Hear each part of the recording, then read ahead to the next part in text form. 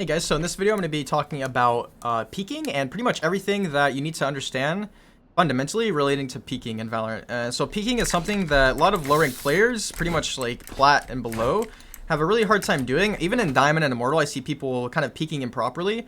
I'm not saying that I'm perfect at peeking, but I have a pretty good understanding of the different ways of peeking and kind of what's ideal. So I'm going to be running you guys through the basic fundamentals, and they're very important. So getting right into it, the first thing you guys want to understand is distance from walls or corners. They matter, right? So the distance that you are from here matters. So look at the minimap in the top left right here. This white thing is my vision cone, so keep an eye on that here. So right, if I peek close, you see how quickly I expose myself to here to here. I'm basically exposing myself instantly, and so this is bad, right? So I want to be farther away from this wall. I'm all the way up against this wall actually, and now you see I'm very slow. You see my vision cone now? I'm very slowly clearing just like this small area instead of, you know, before clearing out everything at once. You want to slowly clear things out like this, and this is both true on attack and defense. I would argue that peeking farther away from walls is just objectively better, right? So again, if I peek close, see how much more I expose myself to here? Literally exposing myself to half the site. Whereas if I'm back here,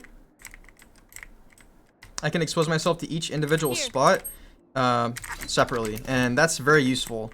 So, you know, this is true on all areas, on all maps. So again, I'll show you kind of the same thing in B main. And just to kind of emphasize this, right? So if I be close here, you can see on the minimap, again, I'm exposing myself to pretty much like everything. If I do this too far, I'm exposing myself from here to here. And we really don't want to be doing that. We really want to, okay, like there could be one here, and there could be one on any of these spots. So I'm like jiggling this here, jiggling here, and just slowly clearing all of it. So that's really important to keep in mind. Moving on, we're going to be talking about slicing the pie and what exactly this means. So slicing the pie is, again, we're going to kind of stay farther away from the wall that we want to peek. And so basically what slicing the pie is clearing out one individual spot at a time. So this is one spot. I'm going to kind of sit here and just kind of jiggle back and forth, or maybe kind of just hold it for a little bit, and then come over here, clear market a little bit, and then clear up here, clear this stairway here. I'm going to come over here, clear spawn, right side spawn, then left side spawn. And then if I maybe hear someone coming, I'm going to come back. If not, then, you know, keep going. Clear here, clear switch. And that's slicing the pie. So slicing the pie is clearing each individual spot instead of, like, you know, just peeking all of this at once. Because if you just peek like half of this all at once, you're basically, there's like 4 spots that the enemy could be. And if there's someone, like, say you're looking right here and there's someone in spawn, you're gonna have to like a crazy flick to kill them. And so that's really the point. It really just kind of narrows down where the enemies could be, and it makes it much easier for you to actually take and win fights. And you can do this on defense as well, whenever you're kind of like seeing if you want to creep up on the enemies.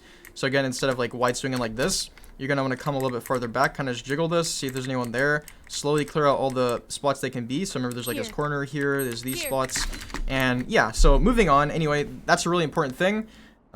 Next, we have crosshair placement, and this ties directly into this. So again, if we go back here, whenever I'm placing my crosshair here, I'm not looking at the floor clearing these spots.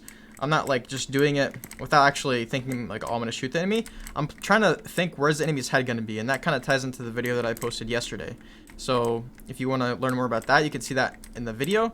But also for high ground differences, like elevation differences, you're going to want to take that into account. So like this is headshot level here, but I don't keep my crosshair the same here. I'm actually looking up, obviously, right? So that's another thing to keep in mind, pretty much in everything that we talk about here. Last but not least, I'm going to be talking about jiggle and jump peeking. So jiggle peeking is very useful, especially on defense whenever you're trying. It's useful on attack as well, but it's really useful. I feel like the biggest mistake people make whenever they try to jiggle peek is, one, they probably try to jiggle peek too close, so you're actually exposing all of your body at once. So come farther back, but also just do jiggle peeking for information, right? So if I'm looking up here at top cat at the start of the round, just to see if there's anyone, I'm going to do this, but after I see someone, so say I see someone right there, I'm going to be like, okay, chamber, top cat, and I'm going to stop peeking. I'm not going to fight like this, right? I'm not going to keep jiggling in and out and trying to one-tap them. Also, keep in mind, you can jiggle very tight like this, or you can jiggle a little bit wider like this to kind of get like a full view of all this.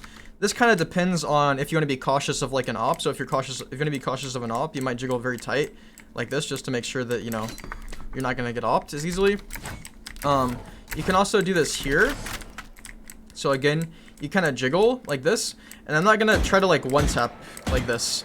if I see someone, I actually might want to take a fight. In this scenario, I'm going to take a fight. In that mid scenario, I might not.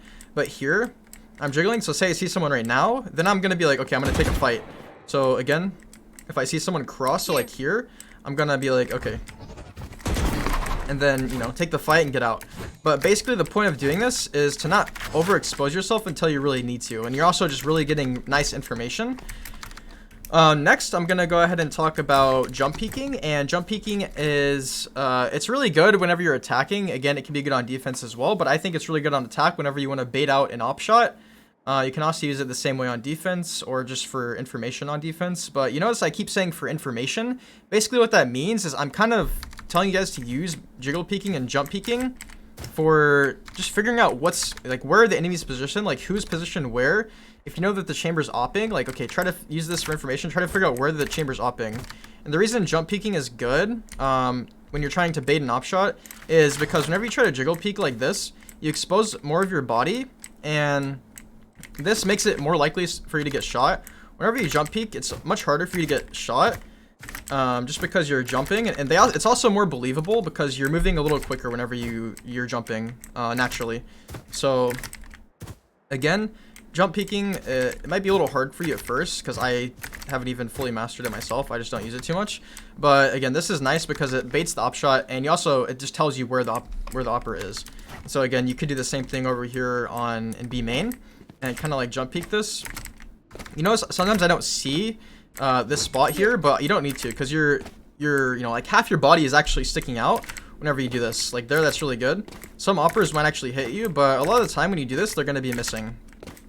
So I would highly recommend trying this out and just seeing kind of if you can bait out some op shots. And you can also do like a fake jump peek and just jump across. I don't know if I would recommend that, but that's just something I thought of. But yeah, guys, hopefully this was helpful. One more thing I'm going to talk about real quick is wide swinging. So I know I kind of have talked against wide swinging this whole time. Like wide swinging out like this is not the greatest whenever it's like earlier in the round especially. But wide swinging can actually be good, mainly whenever you're in like a 1v1 scenario. Or say it's like a 1v2, but you know one person is over here on A, and then you know one person is stairs for sure. So I don't need to be slicing the pie if I know the person is right here, right? Because I can just kind of swing on them safely and take the one-on-one. If you know there's two people here, but you don't know exactly where they are, then you're going to want to play a little more cautious because you don't know exactly where they are. Your team has just told you like, okay, 2 toward B. So yeah, that's another thing you can do, but hopefully you guys enjoyed this video. If you have any questions about peeking or getting information at all, let me know. And without further ado, I will see you guys in the next one, and peace.